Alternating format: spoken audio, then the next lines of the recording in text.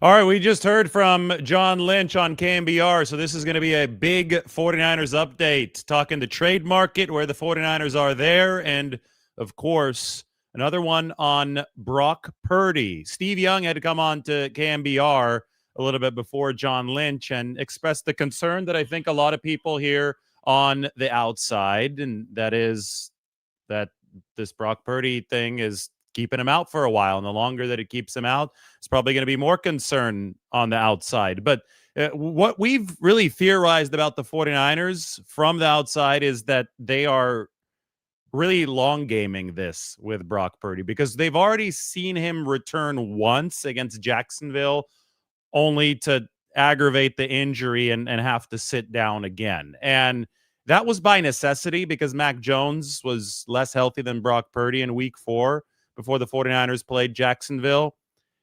Now the 49ers don't have that pressure because Mac is getting healthier and he's playing really, really well. So they can really focus on the two-pronged approach with Brock Purdy, and that is A, getting him back, and B, making sure that he can return with minimal risk of having to re-exit because you want him in there for good so you can push this offense up to elite levels. Anyway, John Lynch was able to respond to Steve Young's concern on KMBR. We have the full audio here. Mike was able to get it ready. Credit KMBR for this interview this morning. I understand what Steve's saying, that it's worrisome. What I can tell everyone is that we're being incredible. And we've gotten so many opinions on this thing, and it's been pretty consistent. So he's doing a really good job. We're taking the appropriate measures. What I can tell you is he gets better each week, each day. So I do think we're getting closer to him returning. A hard timeline because it's kind of a feel thing and how he feels. That's still out there and TBD. But we're getting closer. We do know that. I think this week in particular, last week, I think we made some progress, and so that has Brock encouraged. It has everyone encouraged. Making progress, getting closer. Remember the setup of the next 3 weeks for the 49ers. First, you play the Houston Texans on artificial turf.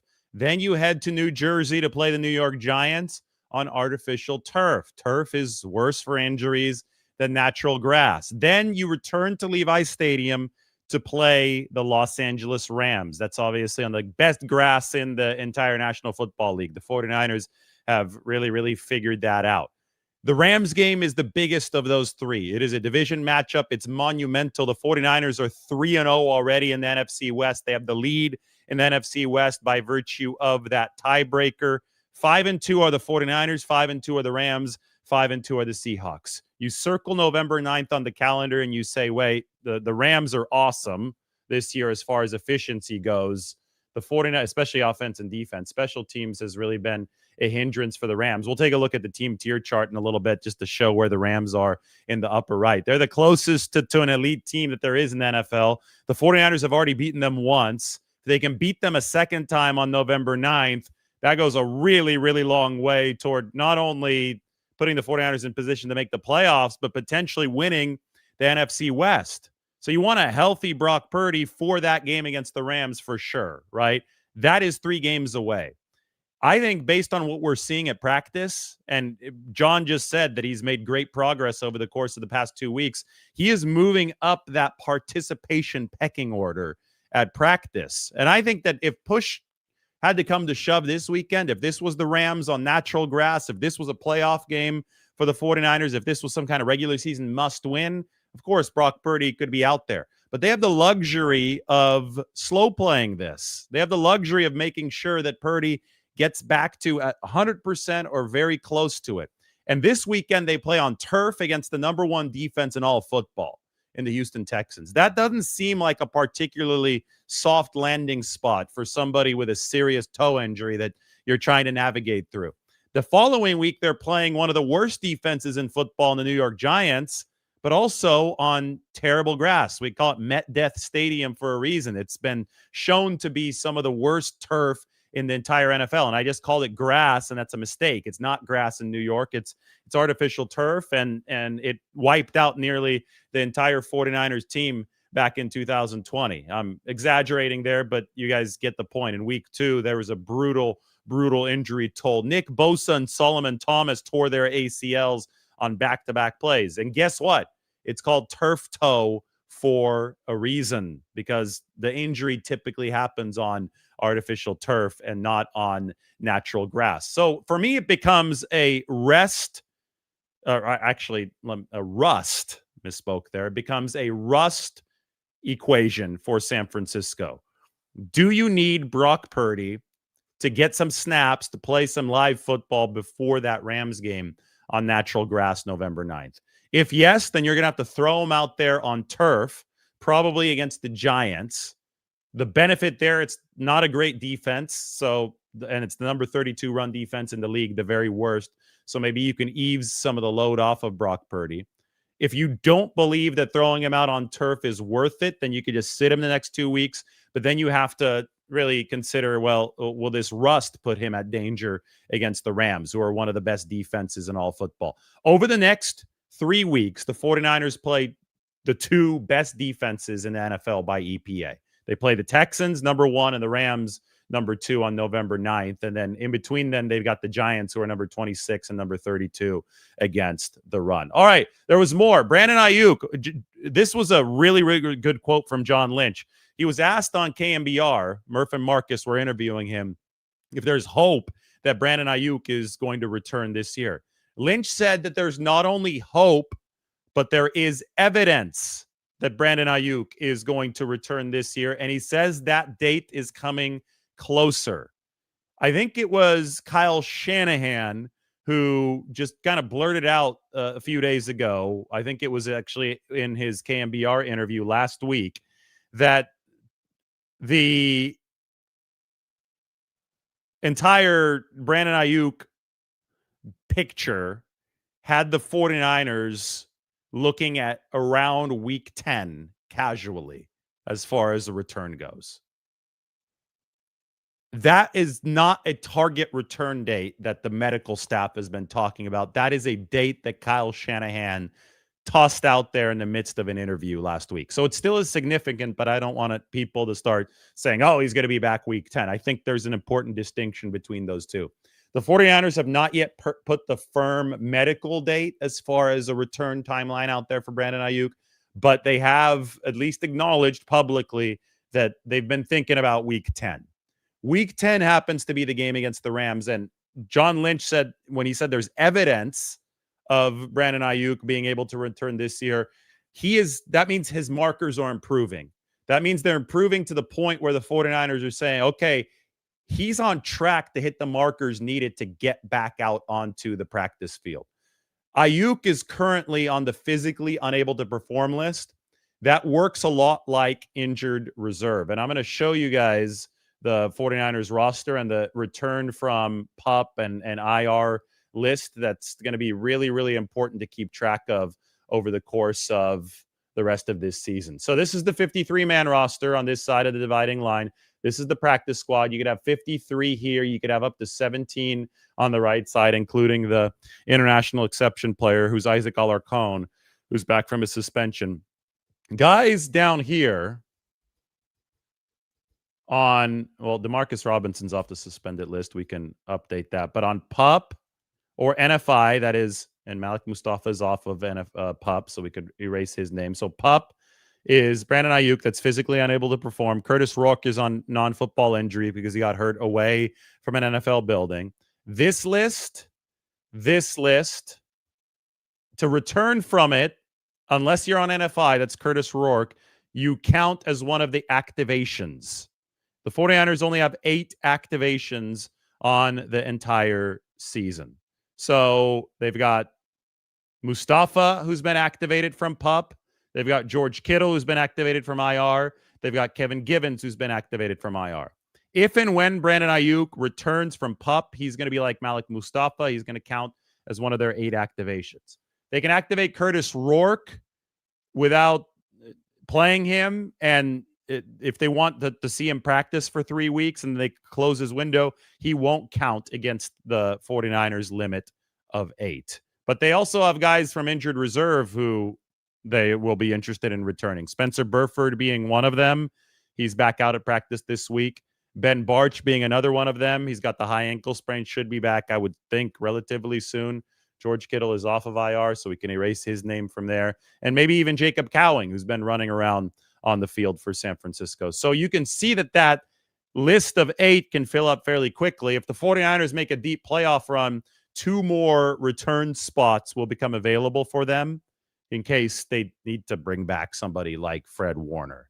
That's a pipe dream, but I guess that there's an outside shot. I think that we'll probably need to follow up with Kyle Shanahan and John Lynch over the course of the next couple of weeks. I would say it's less than a 1% chance, but never say never and always be ready for the unexpected. This is 49ers football. Lynch also talked about the trade market. He said that nothing has materialized yet that would make sense for the 49ers as a football team. He reiterated that they don't need to make a trade, but they would like to make one that would make their team better. And making the team better can come in many shapes and sizes, but there are also many criteria that must be met to allow the 49ers to meet their goals. Yeah, we get it that the pass rush right now is debilitated. Bryce Huff is not going to play for a couple of weeks. It is a short-term injury, but they're not going to have Bryce. They already don't have Nick Bosa. It looks like Yetur Gross-Matos is also not trending to return this week. So the 49ers are down their top 3 pass rushers. There has been a problem getting after the quarterback when they don't have leverage. I think a lot of teams actually do have that problem, but the 49ers one seems acute. Thankfully, Bryce Huff was able to manufacture a massive, massive pressure strip sack on Michael Penix Jr. to really tilt the game in the 49ers' favor, but now you don't have him. So you say, which edge rushers would be available on the market to help the 49ers overcome what is a glaring need at one of the most important positions, but also what happens to be one of the easier positions to fill as far as its plug and play. 49ers go out and they get Fred Dean in 1981. They plug him in and they turn into a different defense, right? The 49ers, I think, even over the course of the Shanahan-Lynch tenure, have added edge rushers that have turned them into a different defense. Charles Omenihu in 2021. Chase Young wasn't great against the run in 2023, but he did help that pass rush immediately. Still remember when he and Nick Bosa met at the quarterback. They met at Trevor Lawrence in that game after the trade deadline in Jacksonville, 2021. So edge rusher is a spot that can make an instant impact. It's a spot that the 49ers are definitely looking for. The problem is that it takes 2 to tango. And when you listen to John Lynch speak, you could almost feel him thinking about Trey Hendrickson, who's not available at the very moment because the Bengals won last week. But the Bengals also played the Jets on Sunday. The Jets are terrible. You got to monitor Jermaine Johnson and Will McDonald IV. If the Jets find a way to beat the Bengals, who also aren't a good football team, maybe all of a sudden Trey Hendrickson does become available. You've got to monitor the Miami Dolphins, who've got Bradley Chubb, Matthew Judon on that team, Jalen Phillips. Nothing at the moment has made sense yet for the 49ers, but deadlines create diamonds, and the deadline for trades is on November 4th, which is less than 2 weeks away. There's a reason why most of the movement happens in the week before, or even the day before the trade deadline. October 20th, 2022, so more than 3 years ago at this point, we just hit the anniversary this week, is when the 49ers made the trade for Christian McCaffrey. That happened unusually early for San Francisco. So that just happened to be a relationship with Carolina and Scott Fitterer, the general manager. 49ers had set the table for that by visiting the Carolina Panthers early in the season. It was an October game against Carolina. I think it was October 6th, around that time. And then 2 weeks later, they made the move for Christian McCaffrey because Lynch and Fitterer were able to see each other in person when the 49ers faced the Panthers. Christian actually scored against San Francisco in that game. John gave some other updates on San Francisco's injuries. This is better news for the 49ers on the injury front. He said that Deommodore Lenoir, who missed practice on Wednesday, that's just a quad contusion, kind of like a bruise on his quads. There's no like structural damage to Deommodore Lenoir's leg or anything like that. He should actually be back out at practice today and the 49ers do not seem worried about his potential availability. Renardo Green was already at practice yesterday in a limited fashion, to the point where I think I could take Renardo off of the injury shading. We're going to do that right now. He was moving around fine. They think that Upton Stout with his ankle is trending in the right direction as well. My question is, how do you keep Chase Lucas off the football field? Because Chase is, every single time he's been out there, he's been making heads up big plays for San Francisco. I'm going to get to Bryce Huff in a second, so stay tuned. But Chase, he takes that indicator tape that Robert Saleh and Daniel Bullocks, who's the DB coach, prepare for 49ers DBs more seriously than I've seen any DB take the indicator tape. They give him 80 to 130 cut-ups per week of opposing receivers and the routes they run out of certain formations. And Chase probably watches all those cut-ups 10 times over. But he's watching a good 1,000 to 2,000 reps of tape every week. And based on that, he's able to start to figure out tendencies. So when he was covering Drake London the other day, coming out of the slot on that key 4th and 1, he saw the formation. He saw where London lined up. And he said, well, I've watched this 1,000 times over the week. I've just drilled this into my head 6 times out of 10, 7 times out of 10, 8 times out of 10. I don't know what the percentage was, but the majority of times out of that particular alignment, Drake London had run that out pattern. So that's why Chase Lucas was able to jump on it. Now, could he have gotten burned if the Falcons broke from tendency and ran something else? Of course. Everything is a risk. Life is a risk. You know, people that don't understand that, I don't think have any fun in life. They just cower away. They never can make a big play, right? To make a big play in a football game, you can't just sit back, give a cushion, and see if he's breaking in or if he's breaking out, because the Falcons would have just picked up that first down. The 49ers had to take a risk. The Falcons were in a leverage position. 4th and 1 is solid leverage. Chase Lucas said, I've seen this on tape 1,000 times, at least 100 times, and I'm going to break to the outside on this. And he probably should have had a pick 6, but the ball somehow got through him and still hit Drake London, but he didn't make the catch. It was a pass breakup. 49ers made the massive, massive defensive stop. Anyway, I got the Chase Lucas because Upton Stout's the starting nickel back, but Chase, every single time that he's replaced Upton, has made a massive play. Not to take anything away from the big plays that Upton Stout has made. He had the huge one against the Arizona Cardinals to give the 49ers a chance to win the game at the end. It's a good problem to have, though. You've got 2 very, very capable guys at that nickel back position. So Upton trending in the right direction. That's good. All those defensive backs essentially are in a good spot. Bryce Huff is only going to miss 2 weeks, it sounds like. They keep on saying a couple weeks with the hamstring. Jake Brendel, I'm not sure if that's a little bit more serious than Huff's or not, but John Lynch compared Brendel today to Mac Jones, saying this is a guy with he compared Matt Hennessy to Mac Jones. Matt Hennessy is the 49ers backup center who has a lot of starting experience for a backup. He started an entire year at center, entire year at left guard for the Atlanta Falcons. That's why he was able to plug and play so effectively for San Francisco the other day, and he's going to have to plug and play for them moving forward. Brendel's got a hamstring. Huff has a hamstring. Brendel might be a longer timeline, although we're not sure, than Huff, who's only going to be out for 2 weeks. I have to show you what we wrote about the run game yesterday, because I think that Hennessy has been the right center at the right time. You know that the 49ers are really mirroring the baseball news of the day. I know the Giants hired a new manager out of the University of Tennessee, of all places, Tony Vitello. Well, in baseball, you throw a changeup. In football, you can as well. And that's what the 49ers are doing with their run game. I wrote up on the San Francisco Standard, and I linked the article. The Giants made the unprecedented move for this guy, the college coach heading straight to the MLB without any Major League Baseball experience. It's a changeup in a metaphorical sense for the Giants. But in baseball, if you're throwing gas the whole time, the big league hitters are going to time you up. In football, if you're running outside zone all the time, big league defenses are going to time you up. The 49ers entered the game against the Falcons, averaging only 3.1 yards per carry. They had to find a way to change up.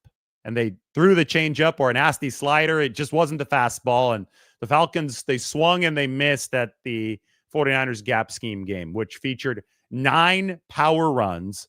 The 49ers averaged 7.1 yards per carry whenever they ran power. I talked to Dominic Pooney. I talked to Colton McKivitz. I talked to Matt Hennessy. It was really, really fun to speak with offensive linemen themselves, because these guys are involved in power and different blocking schemes. And it's been fun to get to know George Kittle over the years, because Kittle has one of the greatest quotes in the history of the football run game. And it's this one right here. I could highlight it, but I'm going to read it in case it's a little too small for you to see. My favorite thing is moving a man from point A to point B against his will, George Kittle has said repeatedly over the seasons. Well, that's exactly what he had a chance to do. Did you guys see when George Kittle was looping into the inside and he was essentially turning into a lead blocker in between the hashes of the game against the Falcons? He was just kicking Christian Ellis out of the building. That was the linebacker for Atlanta. Kittle was spearheading a massively powerful effort for the 49ers. To average over 7 a carry on power, gap scheme. I mean, in gap scheme running, every single offensive lineman is in charge of a gap or just a man. Like, so you take out the man in the A gap, you take out the man in the B gap, you take out the man in the C gap. But I mean, that's very, very straightforward. Mano a mano. Sometimes you'll pull a fullback, or you could pull a tight end too, like we saw with George Kittle up there in the middle, and they take out an extra guy because they get to the second level to get the linebacker. It is muscle flexing. Here's what we're going to do. You can't stop it kind of football. It leaves bruises. It might leave the blockers a little bit more bruised as well. But that's what the 49ers did against the Atlanta Falcons, and it worked. Versus what they have done the majority of time in the past, and they still did some of this against the Falcons. They just didn't run it nearly as much, and they're still going to run this, I think, the majority of the time moving forward. The zone blocking system means that it's more finesse. You're flowing to the sideline. Every blocker is in charge of blocking a zone of the field. So you're looking for a guy to block. You're looking for a guy to block. You could push a guy off of you. Okay, now there's a different guy in my zone. As I'm moving, I take the other one. And then the running back has to read how the defense and his own offensive line is flowing. Then he decides to put his foot into the ground and cut up field when the time is right. Zone blocking is actually more tiring in general for an offensive line because they're moving more. They're flowing from left to right. You've got a bunch of big 300 to 320 pounders having to move from left to right. Gap scheme blocking, power blocking, whereas there's more bruising going on, so you might actually have more battle scars to show for it. It's going to be more tiring for a defense because those guys are getting their asses kicked if you're doing it right. Like, I used to cover Stanford. Jim Harbaugh loved running power at Stanford. You know who else played for Stanford? He's up on the screen. It's Christian McCaffrey. He wasn't there when Harbaugh was there, but the power running legacy of Stanford football under Jim Harbaugh remained to Christian McCaffrey's day, to the point where I saw Christian in the locker room yesterday and I said, "Hey man, that remind you a little bit of the college days?" And he just started laughing. He was smiling and he's like, "Yeah, we've been running a lot of outside zone with the 49ers, but the fact that we were able to change this up, throw them off, run some power successfully, 7.1 per carry, that looked a lot like Christian McCaffrey at Stanford." But when Stanford ran it, Harbaugh was there in 2009. They were beating the crap out of USC. The score was 48-21 at the Coliseum. They had Toby Gerhart, remember the big bruising running back, went to the Minnesota Vikings in the NFL draft. They had Toby Gerhart just running power over and over and over again down the field, to the point where when they scored their 48th point, they went for 2 and ran power again. That was the one time it didn't work. They didn't quite get it. So then they got the ball back, and Harbaugh said, "I want to drop 50 on these you could let you finish the word." So he actually said that on the sideline. It triggered the Harbaugh, Pete Carroll, "What's your deal?" handshake at the middle of the field. But he started running power again down the field, up by 30 points. And one of the USC defensive linemen after a play, told the Stanford offensive lineman, if you guys run power one more time, I'm going to quit. He literally said that on the field. That's what successful power does to an opposing defense. It drives them to quitting. Maybe not literally, but figuratively. And I think that Atlanta defense, they were not having fun out there, giving up 176 rushing yards to the 49ers.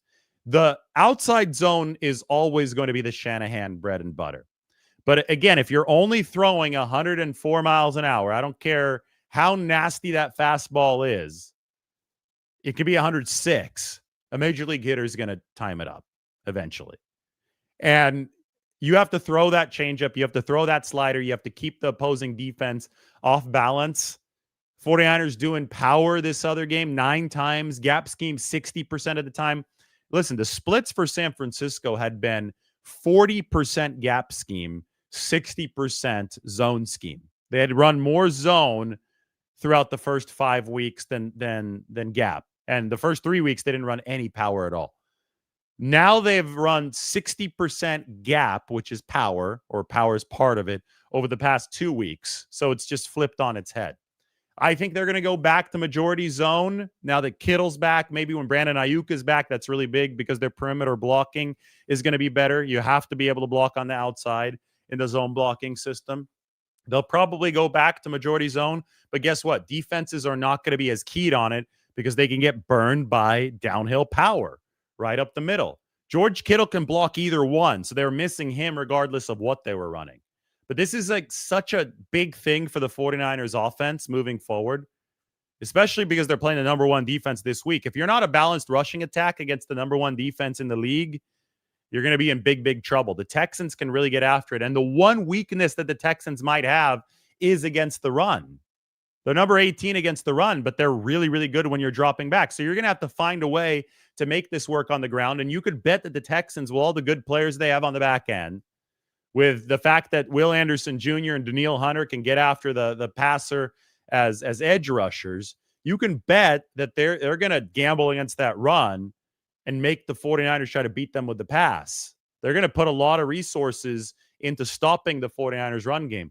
Well, the only way that you're going to be able to get the requisite amount of carries in this game to keep the pass rush off balance, they can't pin their ears back. The only way that you're going to be able to run with any type of efficiency is if you mix your schemes. You can't just run all outside zone. You can't just run all power. You have to show versatility from that offensive line. So anyway, that's what I wrote about up on the San Francisco Standard. You could see it here.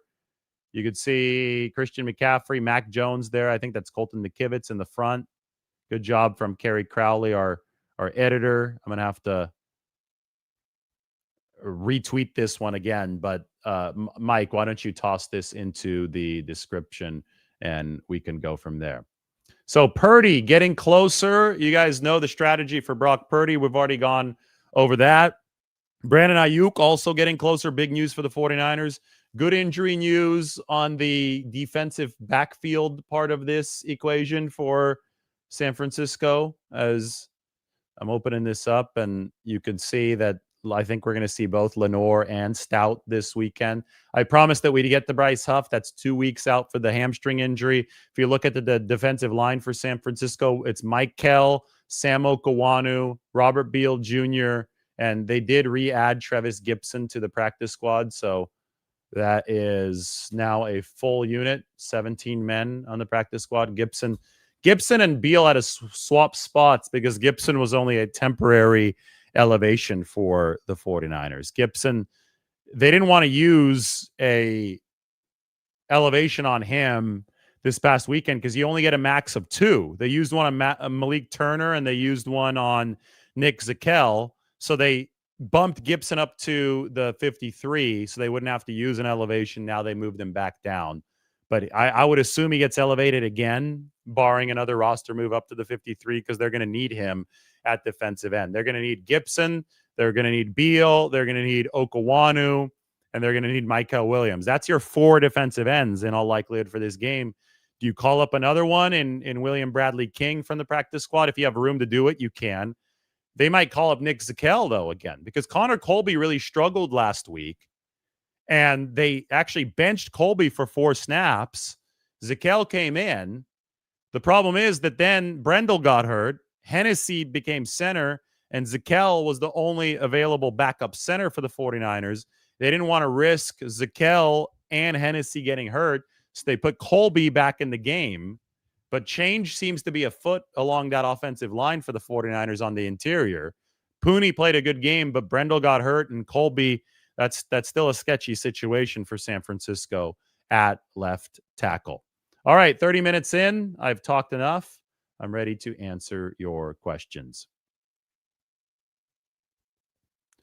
I think Kittle was not really limited at all last game. I think that he wasn't featured in the pass game, but he took a lot of snaps, and he was a huge, huge part of the run game for the 49ers. The pass stuff is going to come.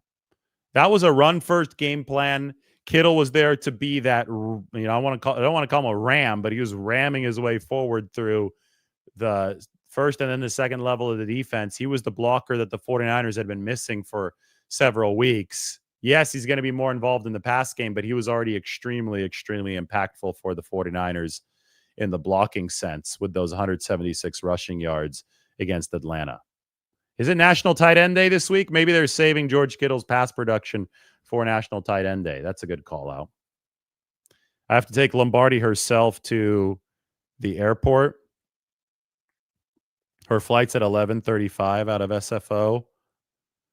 And she just texted me that their boarding time changed a little bit. It still says 11:35. That's good. So if they leave at 11:35, she's checking a bag. She needs to be there by 10:35, which means we should probably get going in a few minutes. Not quite yet, but in a few minutes we can go.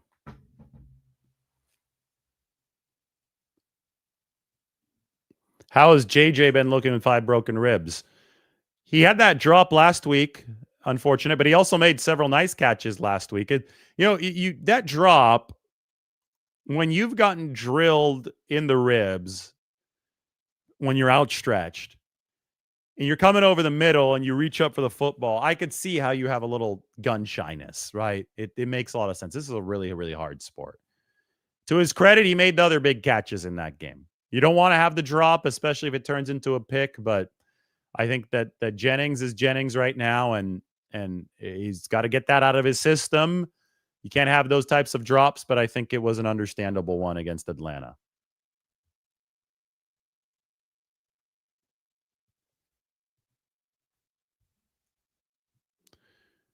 It was great meeting you too. Great little avatar you got there. That's the old 49ers logo. That's a true 49ers logo. I met you from a fan from Visalia. Remind me your name again. I'm trying to remember what your name was, but it was in passing. I was rushing off to go see some people in the lower concourse, and thanks for saying hi. I really appreciate it.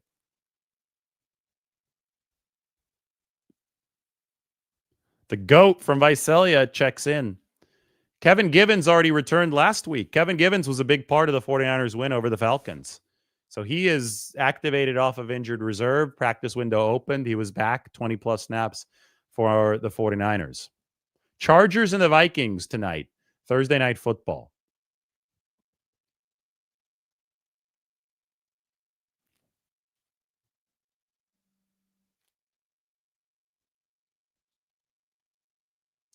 Mark thinks the 49ers should sit Brock Purdy until the Rams game. He'll shake off the rust quick, and the defense will have a big game. To me, the 49ers defense is a gas can. It could blow up in their face, or it could blow up in the opponent's face. He blew up in the Falcons' face the other day, but there were a couple sketchy moments for San Francisco's own defense in that game. They weren't able to get off the field on a couple 3rd and longs, and it was like, oh gosh, like this is rough. So it is obviously a unit that is limited by personnel and also limited, I think, by inexperience, but the youthful energy can make up for some of that. The problem is that the personnel limitations increase week to week, which is why I think the 49ers for the long run are probably going to have to make a move. But can they make the move is the question. Like, trades just don't grow on trees. You can't just go pick a trade. The trade has to work for both teams, and the 49ers are looking for something that doesn't compromise their 2026 window and their 2027 window, because this is a kind of a 3-year build that we're seeing from the 49ers. And the 5-2 record is an ahead of schedule record, especially given the health situation for the 49ers. Well, I thought even with really good health, they might open up this season 3-3. And the point differential really indicates that wasn't a bad prediction. They're only a +7 point differential, the 49ers. Let's take a look at these point differentials. At +7, you're very, very close to even. And when you're close to even, you would expect a 500 record. But the 49ers are better than that because they've won games they probably had no business of winning. And that's all great. But I do think it illustrates the bigger picture of where this team is at. So I'm grabbing this from ESPN. This is their standings, their point differential. You could see down here. Do you guys see the NFC West? Let's make this a little bit bigger. The 49ers are at the top of the NFC West at +7. The Seahawks are at +57, and the Rams are at +58. Those are two of the best point differentials in the NFC, behind only the Detroit Lions, and they're second and third place. So the NFC West and the NFC North are the two best divisions. In the North, you've got the Packers, the Lions, and the Vikings, all with positive point differentials, but the Vikings are behind the Bears, who have a negative point differential, but just barely. I mean, the two divisions are very, very similar, actually. The Bears are like the Cardinals of the North, -3. The Cardinals are -1. The 49ers are kind of like the Vikings of the North, although they've got a much better quarterback situation than the Vikings. And then you got the Packers and the Lions, who are like the Seahawks and the Rams of the West. Anyway, I think for the 49ers, we could say that they're ahead of schedule, that the record is better than the performance has been so far, but they've delivered in those high leverage moments. If they want to continue delivering in high leverage moments, if they want to build themselves a little bit more of a cushion, they would definitely be interested in adding a piece for the pass rush, maybe two pieces for the pass rush, given all these injuries. The problem is that trades don't grow on trees, and the 49ers will have to find something that works for them ahead of the deadline on November 4th. This show is brought to you by Bubs Naturals. Aging sucks, but it doesn't have to. That's where Bubs Naturals collagen peptides come in. Starting in your mid-20s, your body naturally produces less collagen every year, and collagen is the protein that holds everything together. It's literally the glue of the body. With Bubs, you can help restore collagen levels closer to what your body naturally had in its youth. That means stronger joints, healthier hair and nails, smoother skin, and faster recovery. And it's super easy to use. Just mix Bubs into your coffee, smoothie, or juice every morning. It's tasteless, odorless, and dissolves instantly. No clumps, no weird aftertaste. So live better longer. For a limited time only, our listeners are getting 20% off at Bubs Naturals by using the code Lombardi at checkout. Head to bubsnaturals.com and use the code Lombardi, and you're all set.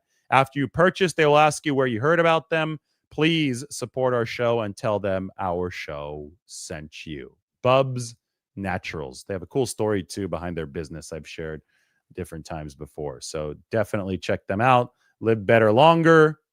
There's the code Lombardi at bubsnaturals.com. Dexter says, we need an edge rusher right now. Well, you might not get an edge rusher right now.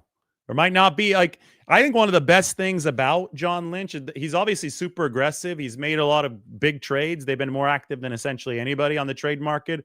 But I don't think the 49ers make trades just to make them. That would be the most idiotic thing of all time.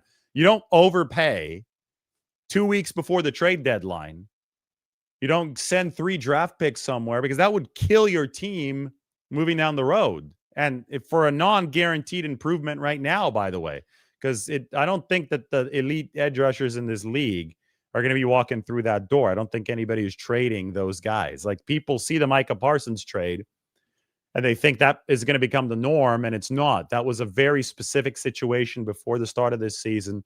Parsons headed from Green Bay, or from Dallas to Green Bay. It's not going to be the norm. It isn't the norm.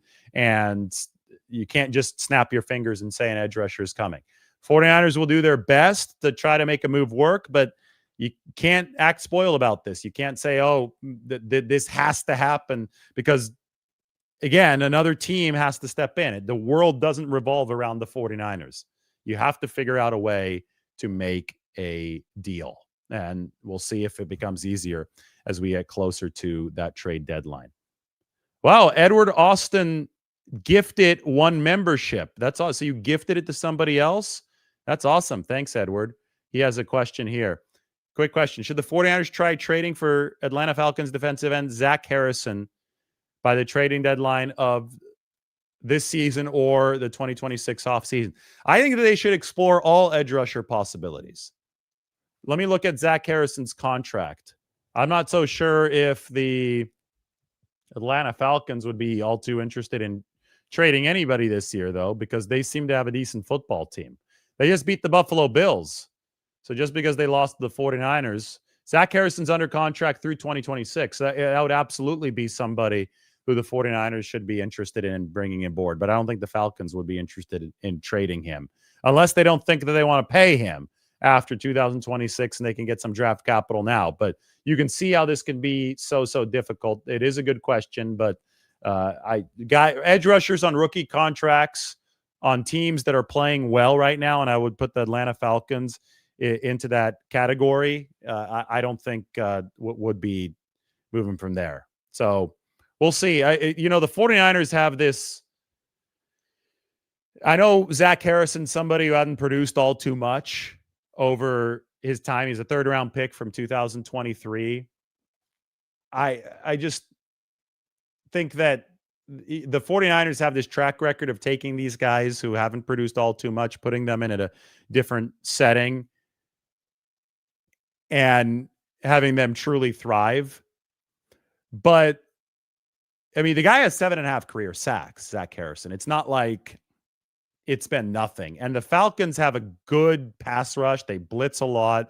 They've gotten to the quarterback. They have, I think, some visions of grandeur with Michael Penix Jr. and with Bijan Robinson on the offensive end. I don't think that's a team that's willing to give up somebody who's not being paid a lot of money right now on his rookie contract. It's less than $1 million a year, who has got some promise. So good question, but I think that's where the 49ers and the Falcons would be right now. Silent says, Hennessy makes Brendel's lack of dog more glaring.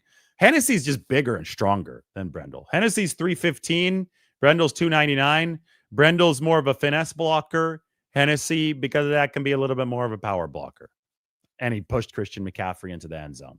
So I think it just so happened to work out during the game where the 49ers were running more power. And that was a good thing for San Francisco. There's point differential. Here's the article up on the San Francisco Standard that you need to check out. I've got to take my wife down to the airport, head down to Santa Clara. Big update for you coming from the team facility today. We're going to look at Purdy back at practice. I know I just updated you on him. I don't update Brock Purdy on you, but I update you on Brock Purdy's status, and I'll be able to do more of that and take a look at all the injuries after practice. Then we got Thursday Night Football. Chargers, Jim Harbaugh. Speaking of Jim Harbaugh, we talked about him with a power run in Stanford with Christian McCaffrey earlier. We're going to talk more about Harbaugh tonight. We'll do a live after the Thursday night game. Vikings and Jim Harbaugh's Chargers. Everybody, thanks for watching. We will talk to you very soon.